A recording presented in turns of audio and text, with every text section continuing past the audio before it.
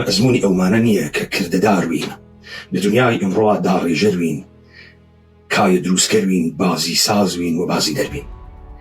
ئەم دیبێتگەلەی کە لەم سەروبەندانە بەڕێوە ئەچێت لەبەر یەک ئامادەکردن فەزا، دوو دەستەبەرکردنە ئیمکانات و جێبەجێکردنە ئەمرە سیاسیە لە داهاتوویەکی نزیکە کە لە ئیمڕۆوە دروستیەکەین.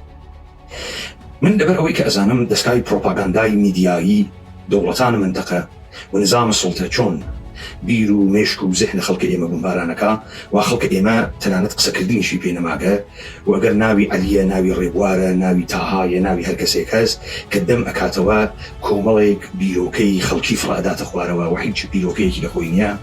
وەساڵەتی ئێمە شکاندنی ئەم جۆرە ئیستیسال و ئەم جۆرە خوێندنەوەسە کە لە مێشکە خەڵکا دروستەکرێت.